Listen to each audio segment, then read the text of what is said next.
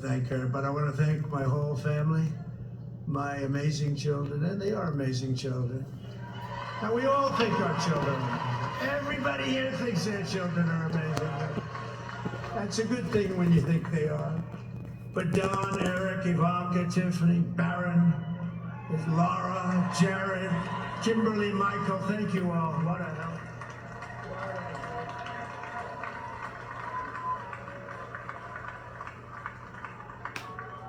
My father-in-law, Victor, is tremendous, and we miss very much Melania's mother, Amalia. We miss Amalia, don't we, huh? She would be very happy right now, standing on this stage. She'd be so proud. She was a great woman, that one. Beautiful inside and out. She was a great woman. I want to be the first to congratulate our great, now I can say, Vice President-elect of the United States.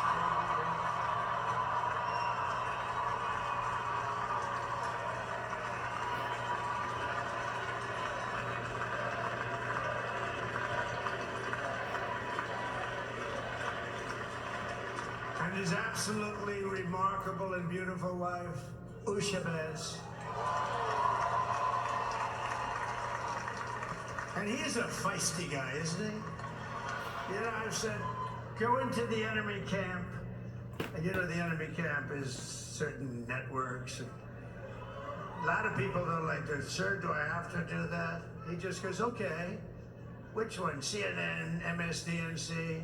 He'll say, all right, thank you very much. He actually looks like, he's still like the only guy I've ever seen. He really looks forward to it, and then he just goes and absolutely obliterates it.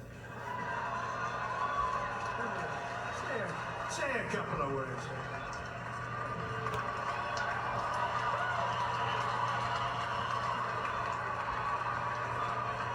Wow.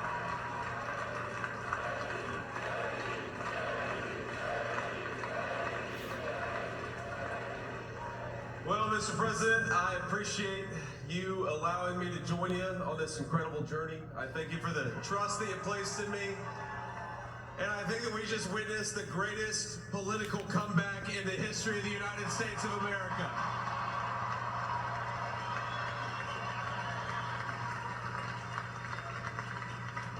And under President Trump's leadership, we're never going to stop fighting for you, for your dreams, for the future of your children. And after the greatest political comeback in American history, we're going to lead the greatest economic comeback in American history under Donald Trump's leadership.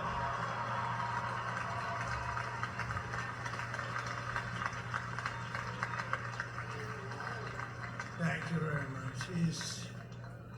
He's turned out to be a good choice.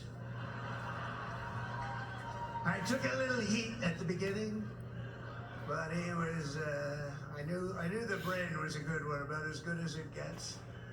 And we love the family, and we're gonna have a great 4 years, and we're gonna turn our country around, make it something very special. It lost that little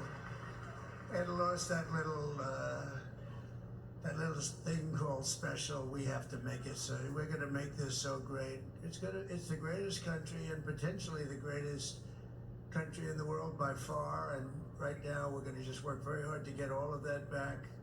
We're going to make it the best it's ever been. We can do that. If we had to wait longer, I don't know. It was going bad, and it was going bad fast. We're going to have to seal up those borders, and we're going to have to let people come into our country. We want people to come back in, but we have to let them come back in, but they have to come in legally. They have to come in legally. Let me also express my tremendous appreciation for Susie and Chris, the job you did. Susie, come here. Come here, Susie. Chris, come here, Chris. Susie likes to stay sort of in the back, let me tell you. The ice thing, we call it the ice thing, right? Chris, come here, Chris. Susie likes to stay in the background. She's not in the background. Come here, Susie. This wasn't expected, but I just want to thank obviously President Trump for this journey. It was a great one, and he's a hell of a candidate. And he's going to be a hell of a great 47th president. And this team that we had, the best team, and of course, even my boss, Susie Wiles, the best. Thank you. Thank you, and thank you, Susie. Look at this, she's shot. I've never seen her be shot before. Susie, they're great. Everybody up here is great. Everybody up here is very special. But the Trump, who did you say? Oh, let me tell you, we have a new star. A star is born, Elon. Now he is. Now he's an amazing guy. We were sitting together tonight. You know, he spent 2 weeks in Philadelphia and different parts of Pennsylvania campaigning. You know, he sent the rocket up 2 weeks ago, and I saw that rocket. I saw it coming down. I saw it. It was, when it left, it was beautiful, shiny white. When it came down, it didn't look so pretty. It was going 10,000 miles an hour, and it was burning like hell. I said, what happened to your paint job? He said, we've never made a paint that could withstand that kind of heat. And, but I saw it come down and turn around. And it was, you know, it's like 22 stories tall, by the way. It looks a little smaller than that, but it's big. And it came down, and you saw that fire burning. And I'm saying, only Elon can do this. It must be an Elon. And I tell the story. I told it last night. I had a man on the phone. I had the screen muted, no sound. I was talking to a very important man, happens to be here.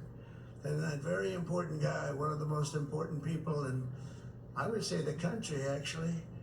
But, you know, I was president, and now it looks like I was going to be maybe president again, so I figured I could ask him to hold.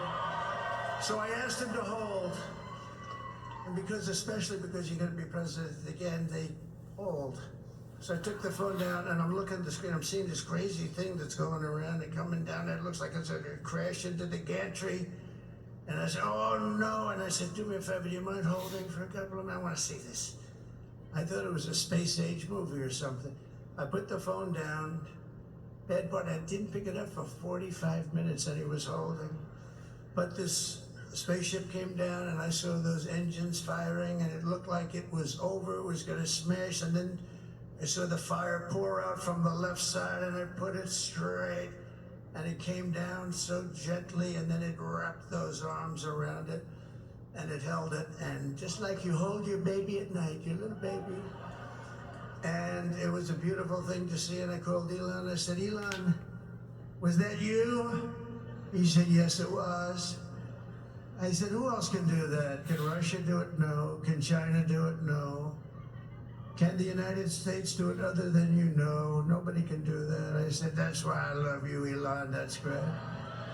And you know, when we had the tragic Hurricane Helene, and it hit North Carolina, they were really devastated, the water. This was a big water, as big as we've ever seen, water hurricane. It built lakes out of nothing. Fields became lakes, and the danger was unbelievable. And the people from North Carolina came to me and they said, would it be possible, at all possible, for you to speak to Elon Musk? We need Starlink.